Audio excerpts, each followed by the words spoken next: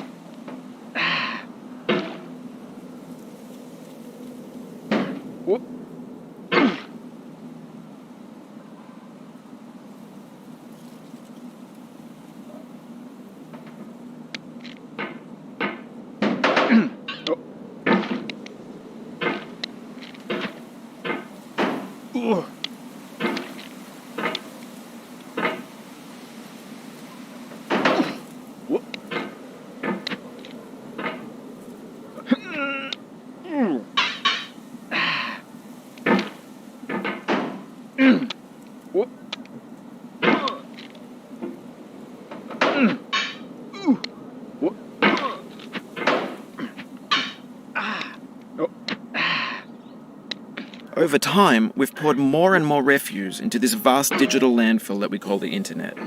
It now vastly outnumbers and outweighs the things that are fresh and untainted and unused. When everything around us is cultural trash, trash becomes the new medium, the lingua franca of the digital age. And you can build culture out of trash. But only trash culture. Be games, be movies, be music, be philosophy.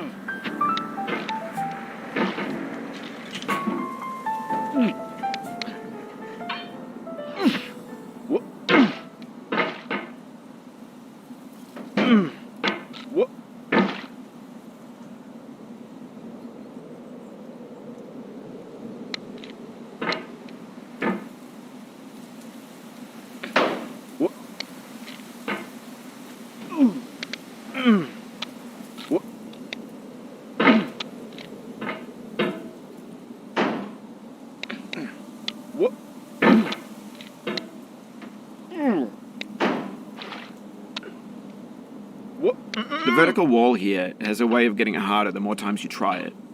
I think anger makes you swing the hammer harder, and that can push you away from the wall.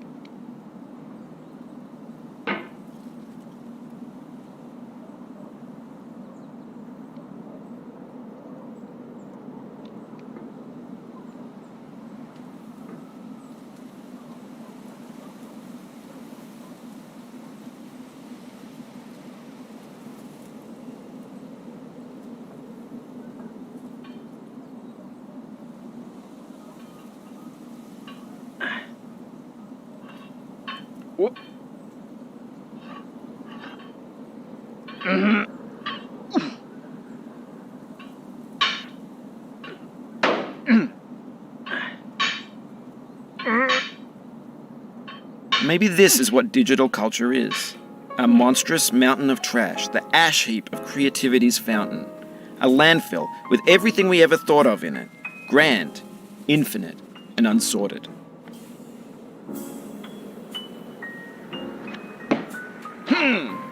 There's 3D models of breakfast, Gen X's fanfic novels, scan magazines, green screen Shia LaBeouf, banned snuff scenes on LiveLeak. Facebook's got lifelike bots with unbranded adverts and candid shots of Kanye and Taylor Swift mashups, car crash epic failed GIFs, Russian dashcam vids, discussions of McRibs, discarded, forgotten, unrecycled, muddled, rotten, untitled. Everything's fresh for about 6 seconds, until some newer thing beckons, and we hit refresh. And there's years of persevering, disappearing into the pile, out of style, out of sight.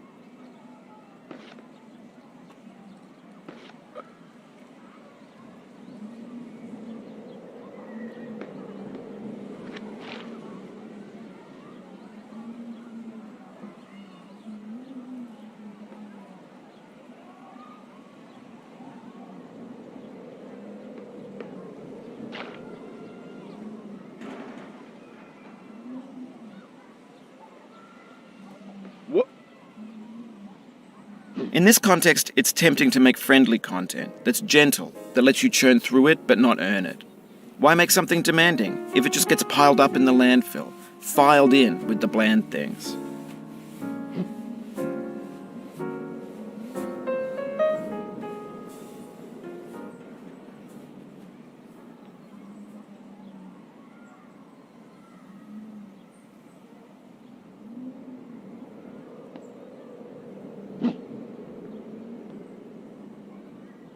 Oh, you just lost a lot of progress. That's a deep frustration, a real punch in the gut.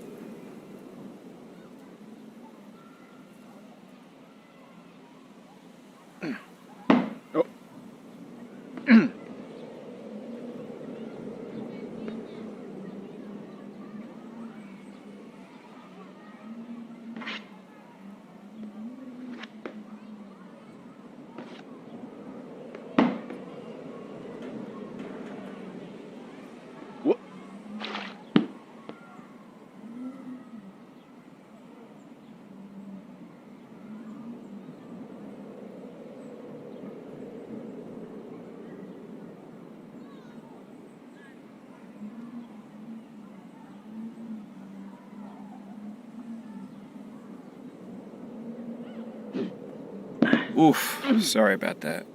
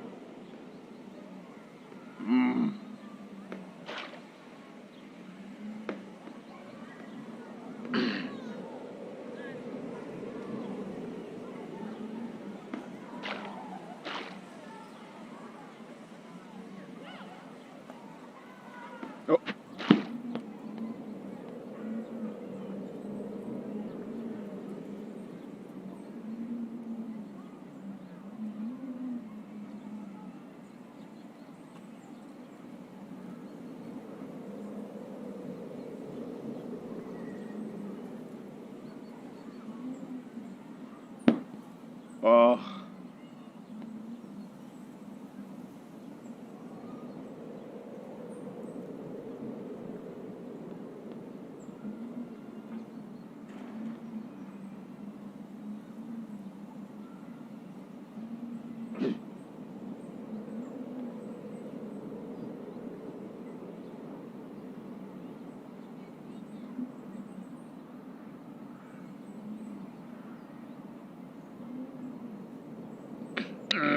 Oh, it happened again.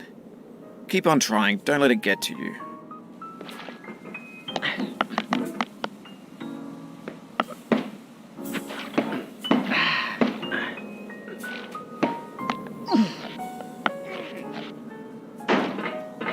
This thing that we call failure is not the falling down, but the staying down. Mary Pickford.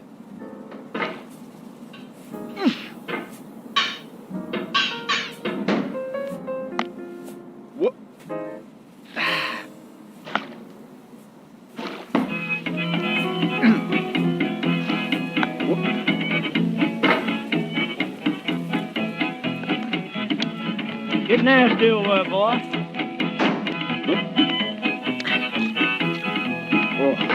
Going down the road feeling bad. I'm going down the road feeling bad. Going down the road feeling bad, and I ain't going to be treated this way. Oh,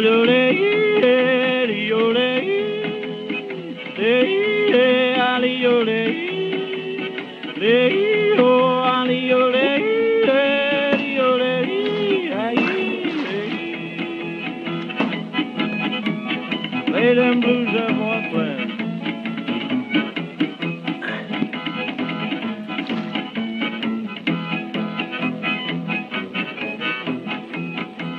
Down in the jail on my knees. I'm down in jail on my knees. Down in jail on my knees, and I ain't going to be treated this way.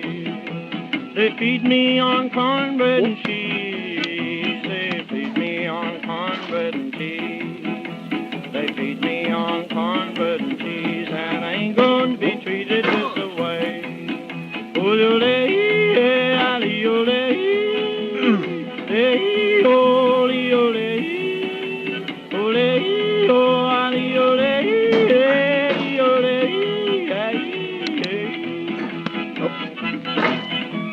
Let's go to town, boys. Hey, buddy. Lord, Lord, Lord.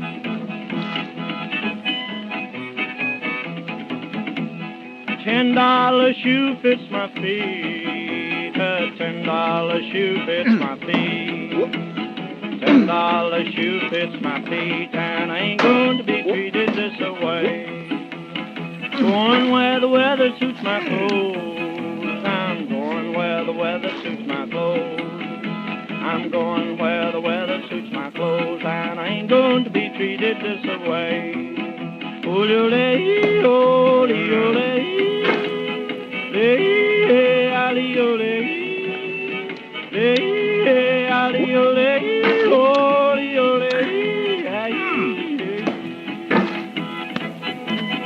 Calm down, boy, calm down. Hey, hey, hey.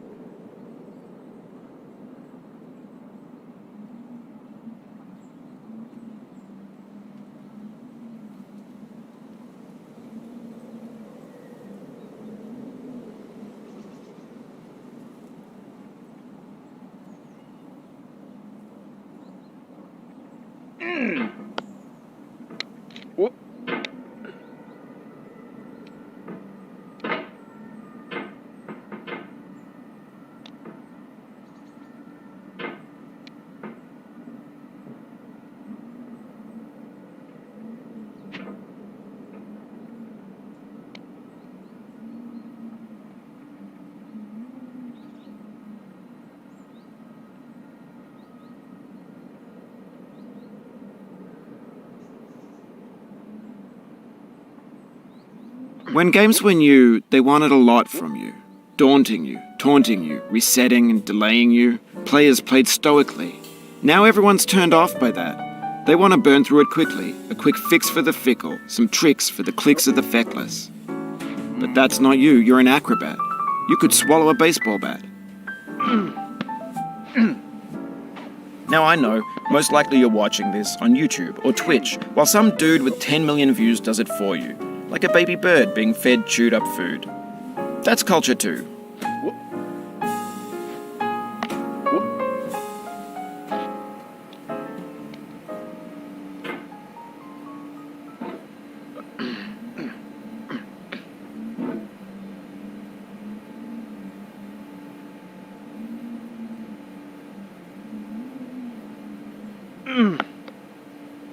But on the off chance that you're playing this, what I'm saying is, trash is disposable, but maybe it doesn't have to be approachable.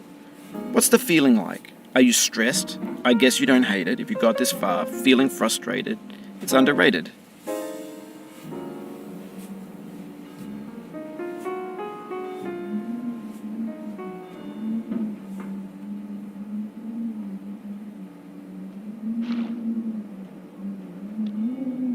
An orange is sweet, juicy fruit locked inside a bitter peel. That's not how I feel about a challenge. I only want the bitterness. It's coffee. It's grapefruit.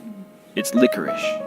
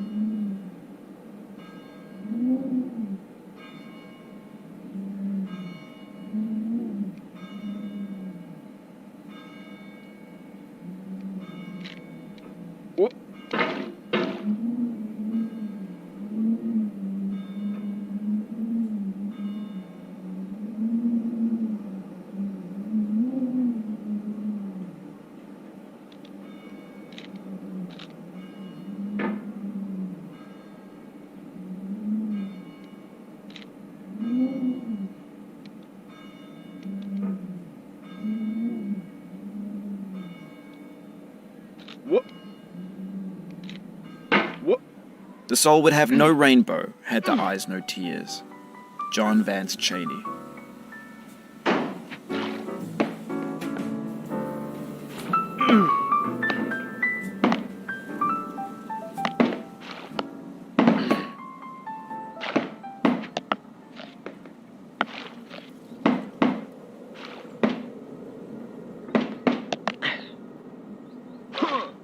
The pain I feel now is the happiness I had before. That's the deal. C.S. Lewis.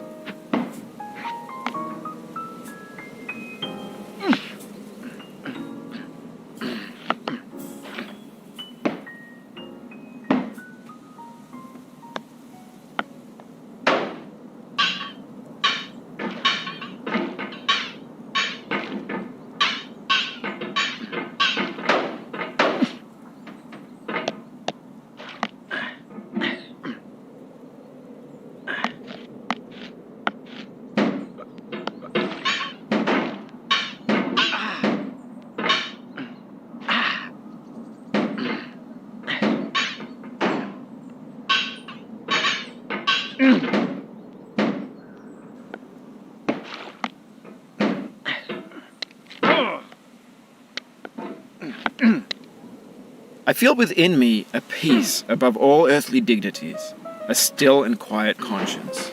William Shakespeare. You cannot now believe that you will ever feel better, but this is not true. You're sure to be happy again, and knowing this, truly believing it, will make you less miserable now. Abraham Lincoln.